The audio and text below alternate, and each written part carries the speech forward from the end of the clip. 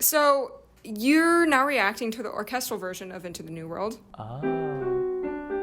Oh wait, are we? Right now it's pulled up just the original. Would you like to listen to? Do you need a refresher, my Yes. friends? I would need one. I'm always down to revisit. This was like after I started listening to SNSD, and I didn't actually get really into this song. I was so attached to their older discography. This is their debut This is song, their bro. debut. This is their first song. It is? Yeah. I didn't listen to it much then. I was really focused on G and O. But speaking of the latte thing, you know, like there is a latte thing. That was the first time I realized you could make stuff out of steamed milk like that, the shapes. So This music video taught you it might that. have started as a joke, like Yuri makes a mean latte, but You know, I guess didn't know I may remember more as we listen to it. yeah, the it's gonna first song. I was flood like, back. oh yeah, of course I know this. I'll probably. But yeah, this song has had a huge impact on actually a lot of girls and younger idols, and this song became the anthem for so many different like school-related or like female rights movements. So it had like a huge impact outside of just being like the debut of one of the most popular girl groups. I have definitely seen that crazy dance video of like Twice and Red Velvet and all the girl groups doing this, like just a truncated version of the song, and I thought like, wow, you should have done the entire thing because I really like this. Yeah. So let's go down memory lane together. Yeah, let's do it. I'm ready. You want to count us in? 3, 2, 1. New World. Did you conduct it? Oh yeah.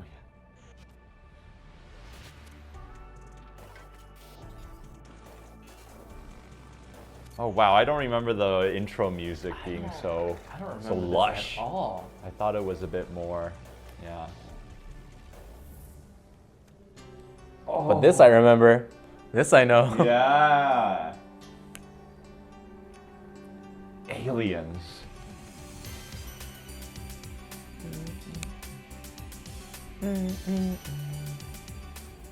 Oh, I like the transitions.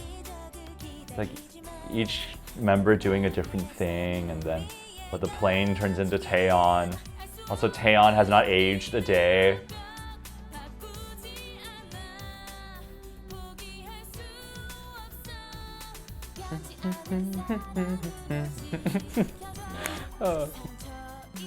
I think the song flexes their vocal chops more. Like each member sounds so distinct.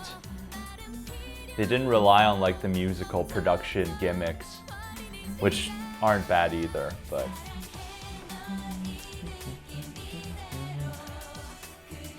there's something so earnest about the music video, and everyone's looking at the camera. This idea that like they're all doing their own stuff, but like they're all making the world a better place in their own way, you know. Cloud Atlasy.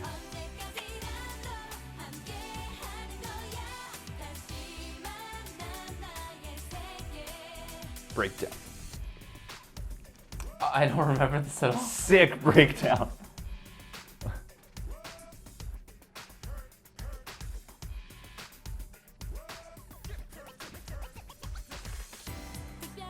I like the measure, the bar structure. It's like there's like 2 bars missing. Yeah, like jumps in the next section a little early, which is really cool. There's the latte. Yes.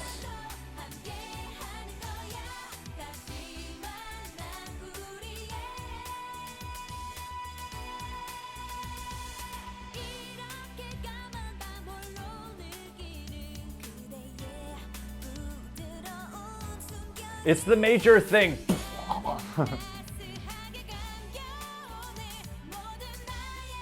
For how much this song stays at the same level, I think this bridge actually does a good job in upping it just that much.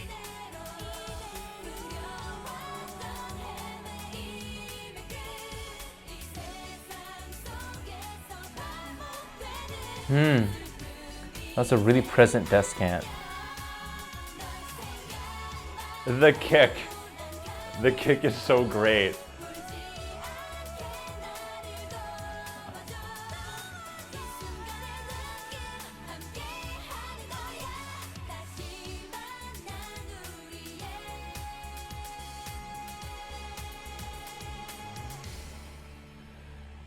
Wow, ends at a hopeful. Oh wow! It's a I've hopeful- noticed so hopeful many fall. more things than I did when I was. Well, duh. I don't know. Like I just hearing their like vocal timbres and noticing the vocal harmony. I haven't listened to this song in a long time. I cannot tell you the last time I have. So this is a really unique experience. I'm really excited. The melody is really, really present. And throughout the song, if it's not one person introducing a melody, it's often all, like many voices all singing the melody. You can hear all their different timbres and it's very communal. Like let's all sing the melody. It makes it very memorable. And in the later choruses especially, there is one or two extra vocal harmonies present, but it's so in the background. It's really not at the forefront, except for those two like descants that I feel like is a big influence from like R&B of just adding a riff, or the starts of sprinkling that influence into K-pop.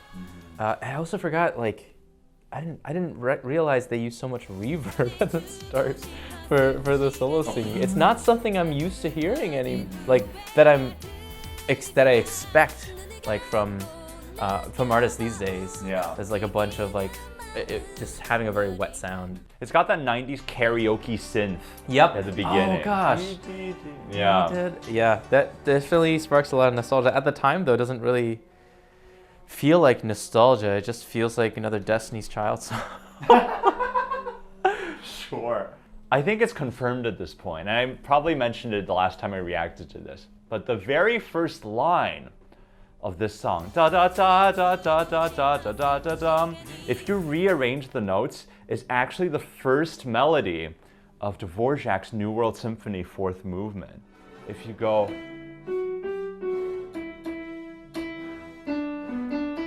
da dee dee dee dee dee dee dee dee dee. Yeah, it is. Yeah, it's really weird. But like, if the title is that, Into the new, yeah. It has the same contour. yes. I think we're missing an E because no, it is. Yeah, it's the same contour, a different arrangement of the rhythm. Yeah, but then it changes. Like if you've heard that in your life, maybe it pulls on some subconscious just understanding of something important, some big dramatic moment. Because in Dvorak's symphony, that's full. So it's really big. I wonder if that somehow plays on listeners' subconscious ear, or if that's just the composer. I think it's like a little inside joke. I mean, even yeah. if it is, maybe it has an effect they didn't Maybe. intend of just. That's a cool fun fact. Though, Yeah. because it definitely has. Do we know? Is that? We don't know if it's like proven or not. It's gotta be. It's freaking called Into the New World. Yeah. I don't know. I mean, there's a strong correlation. New World Symphony, same contour. Is it the? I don't know about the key. Key doesn't matter. Oh, it is doesn't the same matter. key. Usually E that doesn't minor, matter, yeah. but But- I don't know.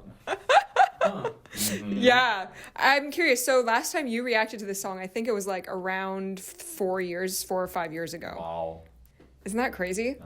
Do you remember? Like, are you picking up on anything new? Any new opinion changes? I think so. I mean, I think the last time I realized how safe the song is, because I was just being introduced to all these new ideas, like I Got a Boy and everything. But this time I'm actually appreciating a lot of the stuff that it does very well. Again, I think the bridge, even though, it doesn't change in instrumentation or dynamic, the few high notes that they add, the melody sounds natural, and it does propel it into a subtle key change. The last chorus is in a different key, and I think the way they handle it, they da da da da da da da da da da da. It's like, oh, we're in a bridge now. It's a new section. Listening to this song, you can't get confused. Like, oh, is this the bridge? Is this a new section? Even though the palette is the same, it does sound like a new section, and then it does propel us into the final chorus, and it doesn't feel like we've heard this already. Yeah, for a song that's pretty long, I think it does maintain the attention. What I also noticed is when I first started reacting to K-pop, I didn't realize like it's sort of a thing to make the last chorus a different choreography. Oh. And this time I just realized, with the kick and everything, they actually started doing that even back then. Yeah. Yeah. That's really cool to notice. SNSD, the starter of trends. Let's go. All right, orchestra version time. Oh my goodness. Okay, they've got a quote like a shit ton of Dvorak. Yeah, what I will say, this orchestra version is dedicated to looking back on SNSD. So I don't know. You're expecting Dvorak quotes, right? Oh, and you said Dvorak's very boisterous. This is like looking back on them with fond and light memories. So I don't know.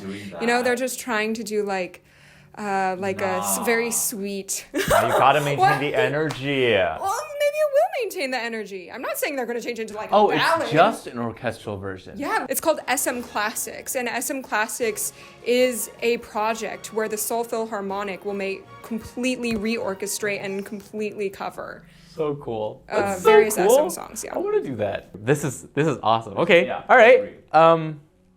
I'm hoping I'll hear like timpani rolls and suspended cymbals, but who knows? Ready? 3, 2, 1. This camera angle makes it feel very amateurish. I don't know why. Yeah. I don't know what's going on with the color. It's reminding me of like 中国爱乐乐团. Okay. All right. So I guess SNSD graduated. I also don't like the sound of the orchestra. It's like mic'd kind of weird. Why does it sound so fake? It sounds like from a disco track. It's a little tinnier. Okay. We didn't need. Whoa, corny. Wow. Nice. Cinematic key changes is always welcome. I don't think I see a timpani. I only see snare. I thought I heard one, like a roll. I like that. The piano flute.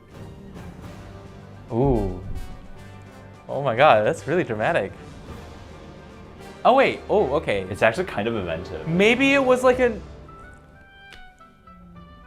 Put it on the oboe. I love it.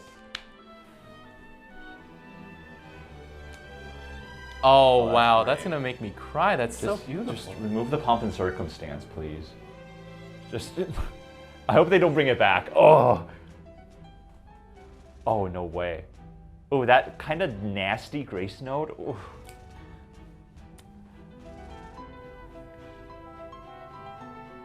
The mixing of the piano is also kind of weird, French though. horn. It's very bright sound. Yeah. I like it. It feels more modern. Trombone Sure. GoPro. Ooh, that little chord. Whoa.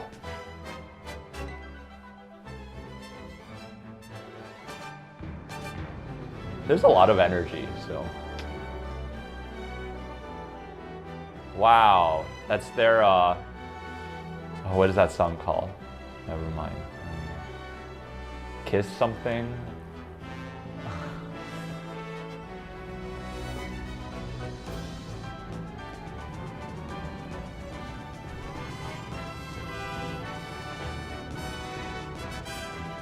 Wow. Oh, that's right. such clean syncopation. Yeah. Woo! Oh. Bring Gershwin in the house. Yeah, literally just clarinet, Oh, that's so muted, cool. strung bass. That's a really fun way to mix up your Yeah. chorus. I thought the violinist could have ad-libbed it a little more, like rhythmically, but I know it's like strict. Yeah. Oh, This is such a... that's great.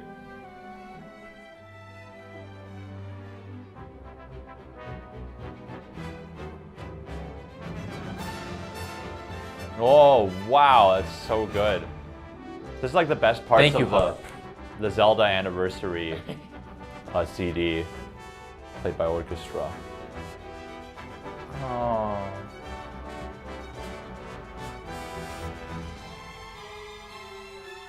Oh, it's so good. What? Oh, that first violin. Oh my god. That. Tiki-tika-tika.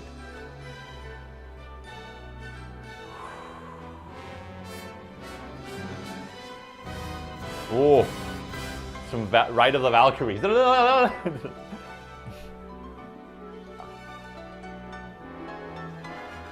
Hey, I can't complain about piano being in an orchestra. Yeah.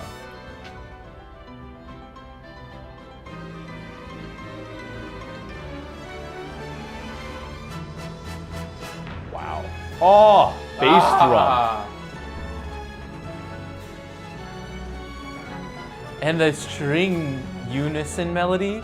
It's just like them singing everything in melody. I love that.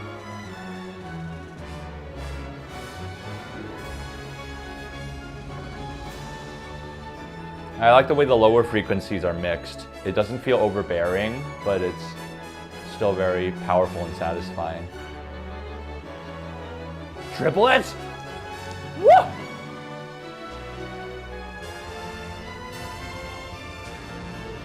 Oh my gosh. No way. No, no, no. They ended it with the L guard. No. No, don't do the L guard. No, no. I mean, I guess it's clever. The beginning and the ending. Why are you so against Pomp and Circumstance? Listen, huh? I love the first Pomp and Circumstance march. I think that its association with high school graduation is a little bit of a sad thing because the march itself is really cool. And I like that they featured the outer parts include as well as the graduation part. But to start it off like that, oh, it's not. Did it pull too many cheesy stops Yeah, for you? it didn't fit. It wasn't necessary for the rest of the song. What was clever though is, I think it followed the tonality because the middle section isn't it Pomp and Circumstance in D major though? Okay, it almost followed the tonality, but the middle section is in G, so that's very cool. I guess the alternative would be actually starting a Dvorak 9, and that would be corny too, to go. I don't think that would have worked either. But I think the middle part is so inventive. And I like, my favorite thing about the middle part, just the main song, is that they're able to do like just 2 bars of a different texture and then move right ahead. And so every time you listen to it, you can find new details and hear truly just the the versatility of just the orchestra. It definitely feels like a charcuterie board, a little smorgasbord of all of their talents. Yes. I feel like I hear a lot of this in like medley performances where you got to feature like every different section of the orchestra, and it moves at a very fast pace. Like maybe the flute is playing the melody for 4 to 8 bars, and then it trades right to another instrument group. And some of me is wishing that you could stay with that for a little longer, stay with the oboe for a bit longer. But it's also not. This is not an orchestra. Like this is not meant for like an orchestral suite. This is an arrangement of a pop song, and for that, I thought it was brilliant. I mean, I like that it features every part when it's meant to be consumed in 5 or 6 minutes. You really get to taste the entire palette of sounds that way. And you mentioned that you weren't really a big fan of the mix of the piano because it had a bright sound. I thought it kind of fit the sonic aesthetic of like pop piano, and it was so present. Like if you had a piano on stage, it would not sound that loud, that clear. We could almost hear the percussion of her fingers hitting the keys, but that's because it had a mic in it. So I couldn't imagine hearing this live would be similar at all unless you mic'd up the space. Yeah, I like the blend. I like that though. You like the blend? I like blend, yeah. I like the concerto sound. The rock too, give me the Rachmaninoff, yeah. And it's very studio orchestra. Yeah, you can also see that the piano was recorded in a separate room. Like they always featured her in a separate space, which was also interesting. So it seems like this arrangement grew on you guys as it went on. Well, I think Henry. I didn't know what to expect. I liked it. I wasn't sure how to feel about the Pomp and Circumstance. It's definitely a very recognizable, and it was an abrupt and recognizable introduction. Like, oh, here's an orchestra. It seemed like, it had like a lower res video quality at the beginning. It seemed like that, and it almost felt like, oh, it's sort of like a natural evolution or a growth, a graduation. And then let's see like all the close-ups and everything. So it seemed like it had some significance, and I loved the entrance into their song. I loved the melody. The moment their entrance started, it was like a totally different experience. It didn't feel like an arrangement of a pop song. That's It true. felt like its I own agree. thing. It felt like its own thing. It was giving really hard Hisaishi vibes, like big Joe Hisaishi. Sometimes with pop song arrangements in an orchestra, it can feel like the rhythm is a little too choppy because of vocal articulation, but this melody lends itself to being played. It has enough of a contra movement that it doesn't feel like it needs to be changed much. I liked it a lot. This really fit. Yeah. Hearing the horns though, the horns and the trombones, it was giving big Dvorak. I was like, there's the drama. The brass is very That's good. I don't know. It's fine they didn't make any connections to Dvorak 9. I think that's that could be fine. cheesy Yeah. actually. But if they did that, as long as it's done with nuance. Yeah. Yeah, and Wow, we felt this there's was so done much. with nuance. And There's so much. It reminded me of the best parts of the Zelda anniversary medleys. Yeah, it definitely reminded me of a medley. So in that sense, medleys are a great way to celebrate a discography. And like, for your audience, it's like, I know that. And when it transitions really well, all their transitions between each section and each instrument group, it didn't feel awkward. I don't know how else to describe. I haven't listened to it enough to know like what made it a good transition, and if I would, that'd just be a empty opinion. But it didn't ever feel like, oh, we have to stop and start this new thing. Yeah, that's true. It always segues very smoothly from section to section. Yeah, when an instrument has a solo, its presence was felt, no matter how short it was. Yeah. I think. That's really good. Yeah. Yay!